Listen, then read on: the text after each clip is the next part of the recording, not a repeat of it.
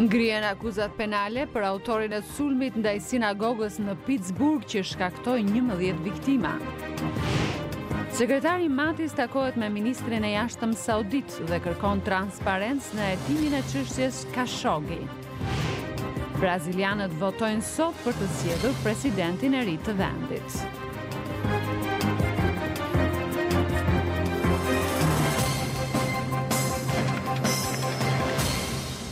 Mirëmbrëma dhe mirë se vini në programin e Zërit Amerikës Ditari. Jam Rodina Dervishi. Në këtë emision mund të ndiqni një material nga Tirana me mendimet e analistëve mbi zhvillimet e fundit politike në vend pas dorëheqjes së ministrit të brendshëm Fatmir Xhafaj. Një kronik nga Mali i Zi, ku forcat politike shqiptare kërkojnë përfaqësim të garantuar në parlament sipas kushtetutës së vendit. Në zhvillimet këtu në Shtetet e Bashkuara do të flasim sonte për luftën tregtare mes Shteteve të Bashkuara dhe Kinës, si dhe ciklin ton të ri mbi krizën e opioideve në Amerikë.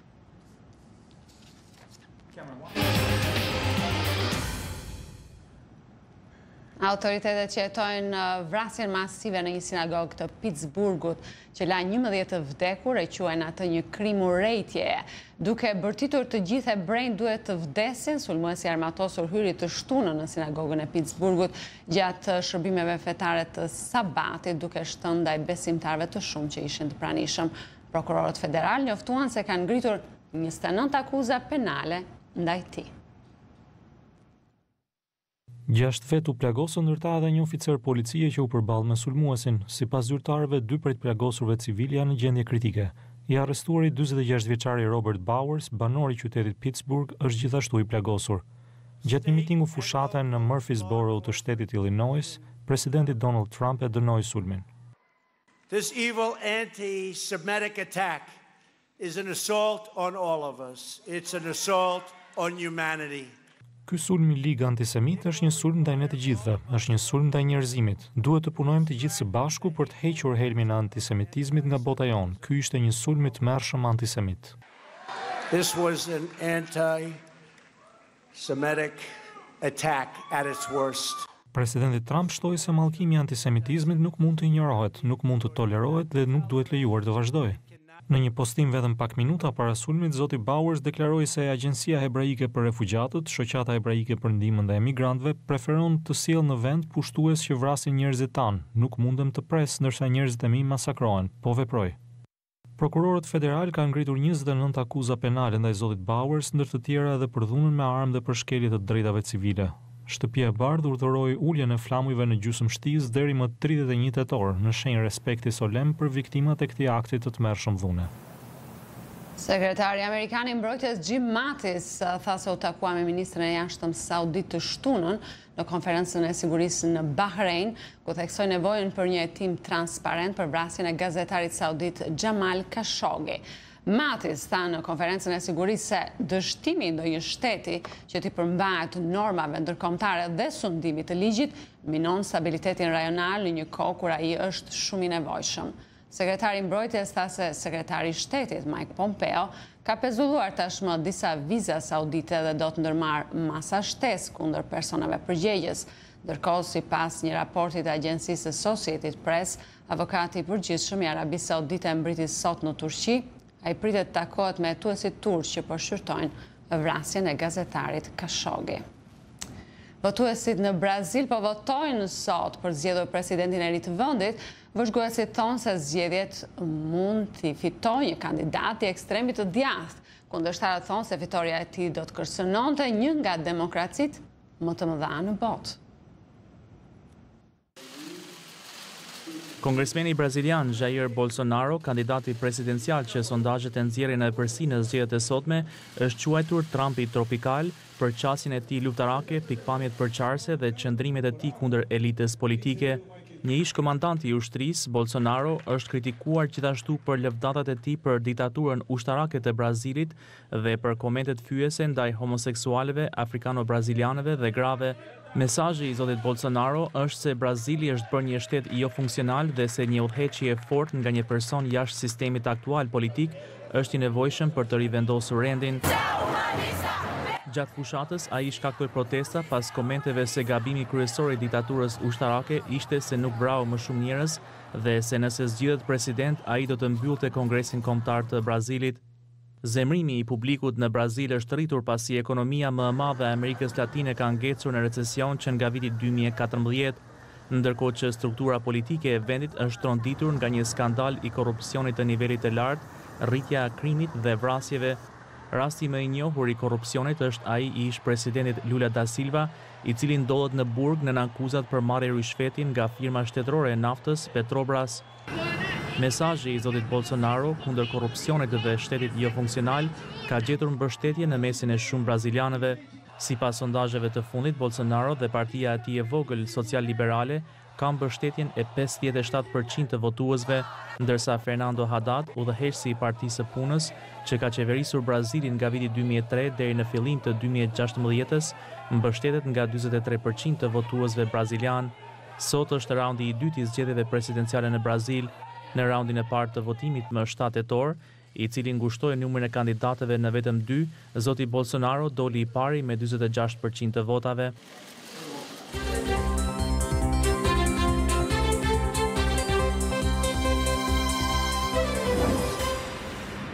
Në Tiranë, dorëheqja e ministrit të Brendshëm Fatmir Xhafaj u prit me reagime të ndryshme nga vëzhgues të jetës politike dhe të sigurisë në vend.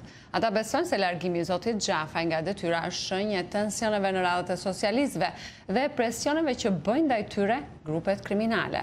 Korrespondenti i Zërit Amerikës Iliriana Golli ka përgatitur kronikën nga Tirana.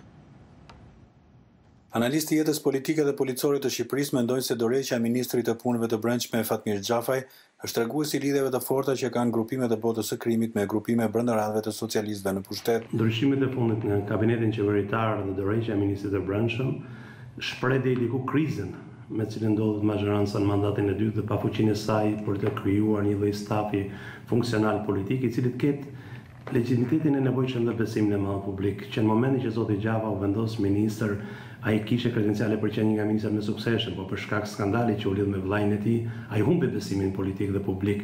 Kështu që në atë moment ne praktikisht kishim një ministri të brendshme vetëm formale në punë dhe pa fuqi për të ndryshuar gjendjen në cilën ndodhet niveli i kriminalitetit sot në Shqipëri. Analistët theksojnë se prej 4 vite shumica socialiste premtojnë të njëjtat gjëra si goditja e Bixhozit, goditja e krimit dhe 40 bandave, dhe kur hapet një grup kriminal, menjëherë presionet e botës së krimit shkaktojnë fortuna politike. Pavarësisht kohës kur erdhi, e shikoi të dorëheqjes si të vonuar nga ana e zotit Xhafaj për shkak se figura e tij ishte komprometuar moralisht që në momentin që vllai i tij u arrestuar për një dënim të pakryer në shtetin italian. Motivet e kësaj dorëheqje janë pa qarta me gjithë deklarimet e vet zotit Xhafaj për një vullnet të tillë plot, nuk përjashtohet mundësia që kjo të jetë e diktuar nga qarqet të caktuara të botës krimit, të cilët janë ndjerë të cënuar apo të shenjastruar nga lëvizjet e fundit të policisë shtetit. Afrim Krasniqi, drejtuesi i Institutit të Studimeve Politike, thotë se kabineti qeveritar ngjan më shumë si një grup këshilltarësh dhe ndihmësish besnik të kryeministrit Rama, sesa figura me personalitet politik dhe profesional nga radhat e së majtës,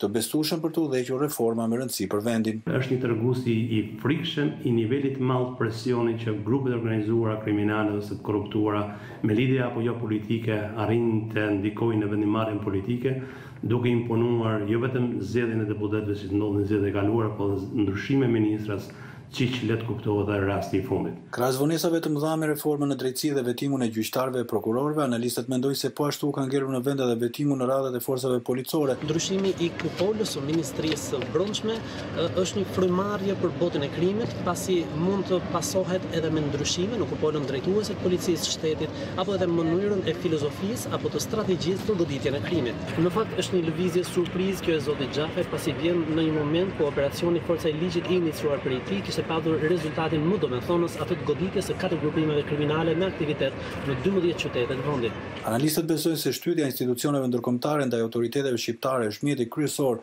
për të pasur rezultate në ngritjen e strukturave të reformës në drejtësi si SPAK-u dhe BKH në mënyrë që të ruhet ritmi i reformave dhe që asnjë problem i brendshëm i Partisë Socialiste të mos dëmtojë përparimin e vendit drejt Bashkimit Evropian. Sot grupet kriminale janë forcuar shumë dhe individ me pushtet janë problemi kryesor për policinë, për shkak se ata zotërojnë pasuri të madhe, të pakontrolluar, zotërojnë akses publik në vendimarrjen, tendera dhe në vendimarrje sidomos lokale, gjithashtu shoqëruar me individ kriminalizuar dhe ju hapen imunitet atyre duke krijuar një shtet brenda shtetit. Kjo është frika kryesore që ka pasur çdo mazhorancë në mandatin e dytë dhe me cilat realisht po përballet dhe mazhoranca sotme. Bashkëpunimin e ngushtë të agjensive ndërkombëtare të antikrimit me Shqipërinë në luftën reale kundër krimit të organizuar, analistët e shohin si mënyrën kryesore që të shmangen presionet e botës krimit ndaj zyrtarëve shqiptar dhe që vendi të mos paguajë më shtrenjtë kostot e vonesave në rrugën drejt Bashkimit Evropian. Për Zërin e Amerikës, Ileriana Golli, Tiranë. Në kuadër të reformës zgjedhore në Maltezi, forcat politike shqiptare kërkojnë përfaqësimin e garantuar në parlamentin e vendit. Ata vlerësojnë se reforma zgjedhore duhet të jetë në harmoni me kushtetutën e vendit, duke bërë të mundur përfaqësimin e pakicës shqiptare si popull autokton në Malin e Zi. Korrespondenti i Zërit Amerikës Ali Salaj ka përgatitur kronikën. Në prag të reformës së sistemit zgjedhor në Maltezi, përfaqësuesit politik të shqiptarëve kërkojnë ndryshimin e ligjit zgjedhor me qëllim që shqiptarëve t'u garantohet përfaqësimi adekuat në parlamentin e Malit të Zi. Nënkryetari i parlamentit të Malit të Zi, Gencini Manbegu, vlerëson se për arritjen e kësaj kërkese duhet një bashkërendim i faktorit politik shqiptar në vend. Duhet një bashkëveprim i përbashkët të subjekteve politike shqiptare, por edhe me bashkësi ndërkombëtare dhe me shoqatat qeveritare të cilat duhen të ndihmojnë që të dëshmohet që aksioni afirmativ nuk është lëmosh, po aksioni afirmativ është veprimi i një strukture demokratike e cila do një pjesë të popullsisë vetë e cila është të diskriminuar apo ndjen veten të diskriminuar të avancon në drejtat e veta. Në këtë kuadër, Këshilli Kombëtar i Shqiptarëve është duke punuar në bashkimin e subjekteve politike shqiptare me qëllim që të dalin me një qëndrim të përbashkët rreth kësaj çështjeje.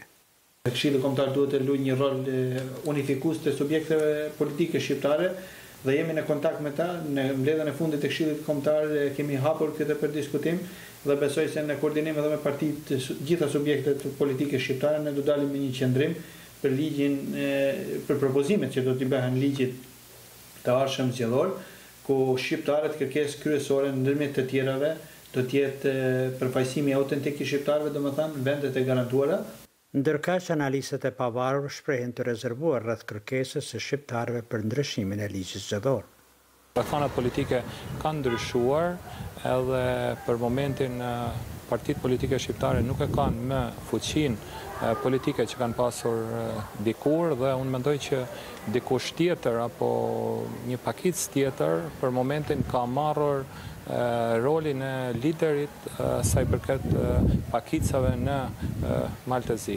Dhe unë mendoj që pavarësisht të përpjekjeve, unë shpresoj që të ndryshojë edhe që shqiptarët të kenë mandatet e garantuara, ashtu siç ndodh edhe në disa vendet të tjera të rajonit, dhe këtu po përmendi në radhë të parë, po përmendi Republikën e Kosovës, por nga ana tjetër mendoj që padyshim që të jem skeptik, mendoj që do të jetë shumë e vështirë sepse pushteti do të lëshoj ose do të pranoj kërkesat e shqiptarëve vetëm nëse ka nevojë për ta. Që nga zgjedhjet e para shumë partijake në Maltezi janë miratuar disa modele zgjedhore. Në zgjedhjet e para shumë partijake, shqiptarët kishin një njësi të veçantë zgjedhore, ku partitë politike shqiptare fitonin deri 4 vende në parlamentin e vendit. Prej vitit 2011, kjo e drejtu hoq dhe aktualisht përfaqësimi i shqiptarëve në parlamentin e Malit të Zi u zvogluan në vetëm një vend. Për Zërin e Amerikës nga Ulqini, Ali Salej.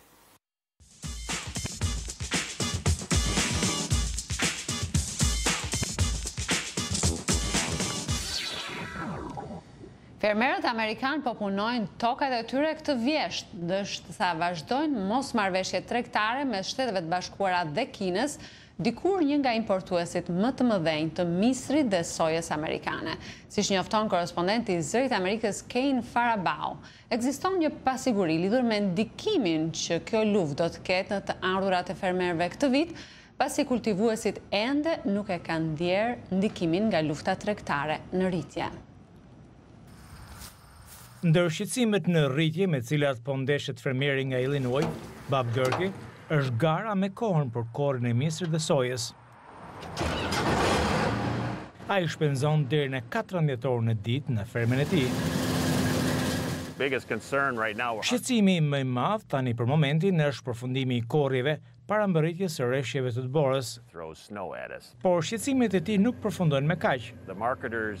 Sipas këshillave të marketingut, madje edhe në pranverë, nuk përfshihej rënja e çmimit të sojës në këtë mënyrë ekstreme, natyrisht nuk pritej vendosja tarifave.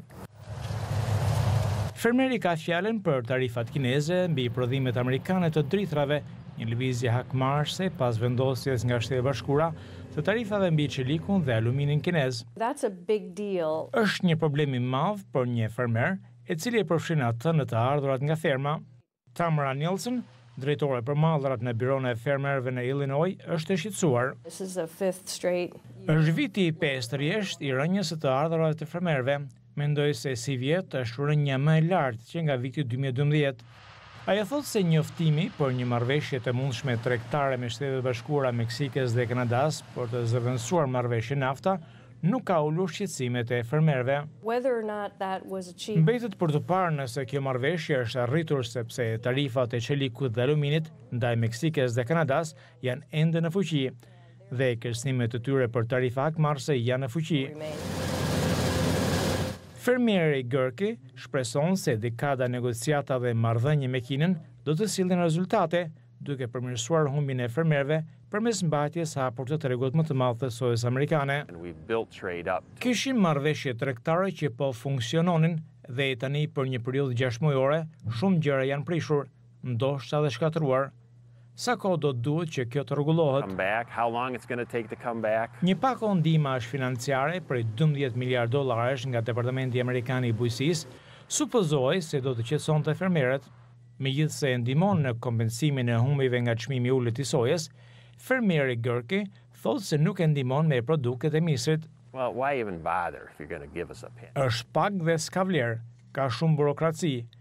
Pakoja me një fond prej $200 milion është për zhvillimin e tregut. Ne kishim tregun. Soja po shitet në mbar botën, edhe nëse ajo nuk po eksportohet në Kinë. Shitjet në Evropë dhe Argjentinë janë rritur këtë vit.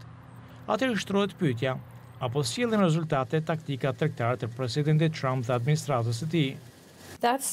Kjo ndoshta është pyetja $64,000. Mendoj se po të pyesni shumicën e fermerëve, ata me siguri do të thonë jo.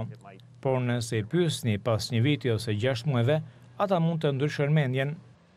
Pas 6 muajve, fermeri do të përqendrohet tek sezoni mbjellës, por të cilin shpreson se do të sjellë më shumë siguri.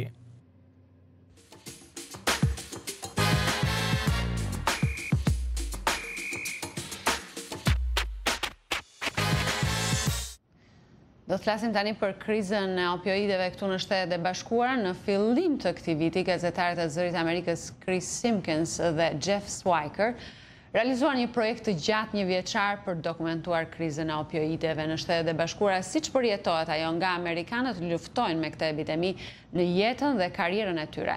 Në pjesën e tretë të serisë tonë mbi pasojat e krizës së opioideve, do të mësoni se pas dëbimeve masive në lagjen Kensington shtohen rastet e mbidozës. Ndërkohë Eriku, një nga personazhet që ndiqet nga gazetarët tanë, del nga rehabilitimi i transformuar.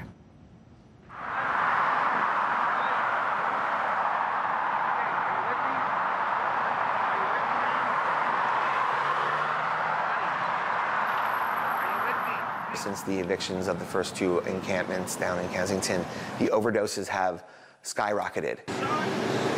Damn, what a shame. Oh, I know this guy. No way he's had on him. What do you think, man? Your buddy says he's fine. I'm telling you what I'm thinking. He's not fine at all. My main concern right now when I go out there is to make sure that nobody is overdosing, because that's all you see. Ready? Where's the needle? Oh, where's the needle? In his hand. Right hand. Ready? All right. Oh, there he is. There he is. There you go, buddy. Hey, welcome back. It's becoming what most people were afraid it was going to become. It's becoming a zone that people might consider to be a war zone.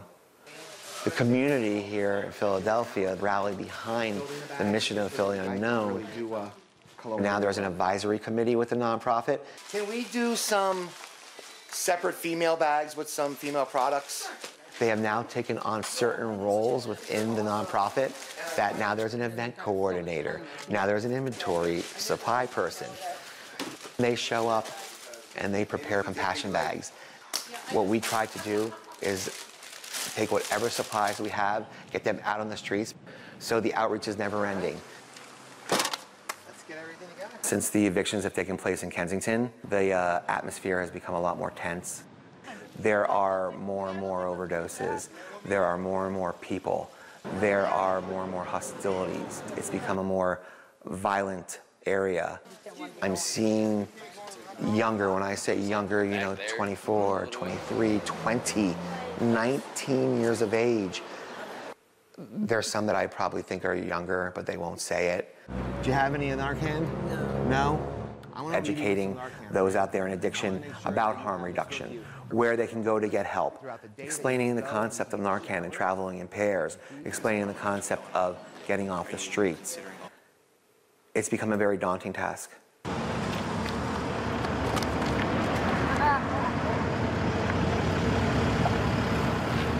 So how's it been going, Cal?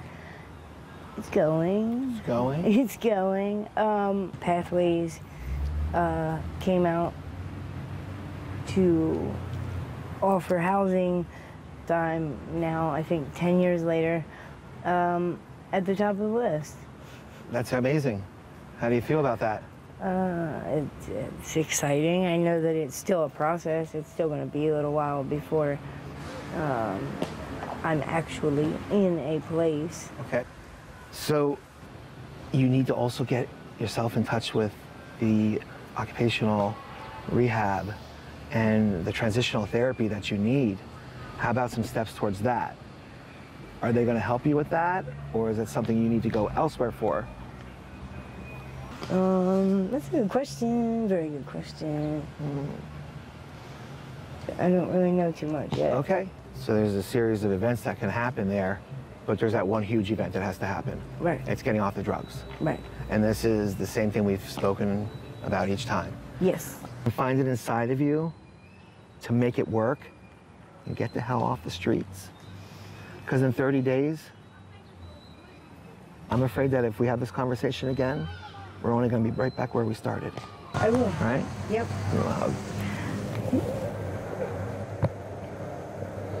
I brought you a pair of my faded days. Look at these. Nice. So we could be twins. Sweet. There we go. Sweet. Looking good.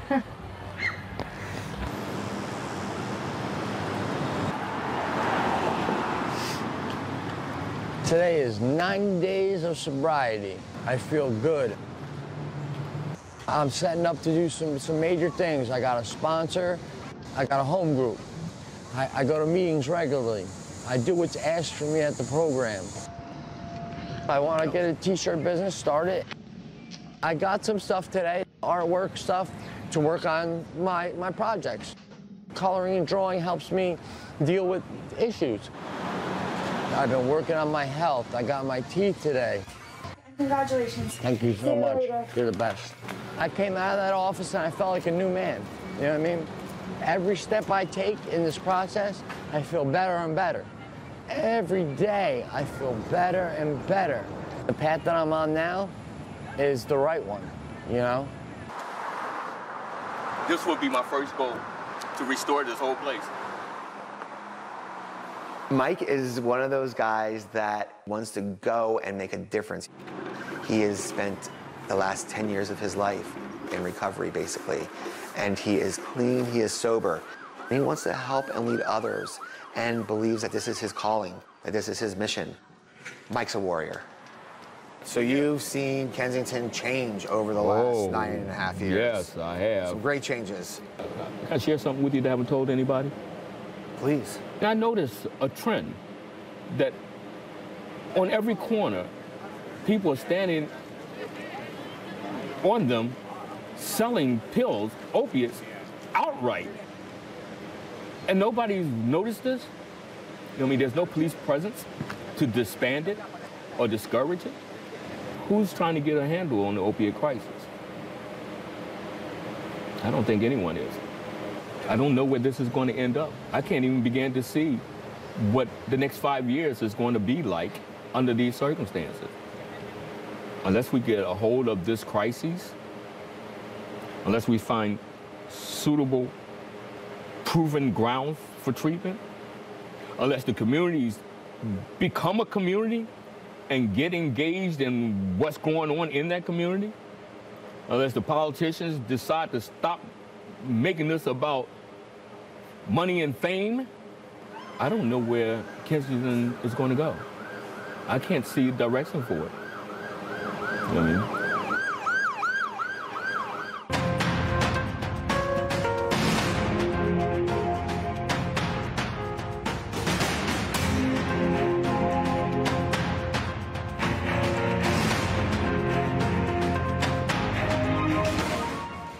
Episodi i radhës do të jetë të dielën e ardhshme, ndërkohë vazhdojmë me një komedi muzikore Broadway me personazhin kryesor gruan që mendohet të jetë antarja e fundit e mbijetuar e familjes mbretërore ruse.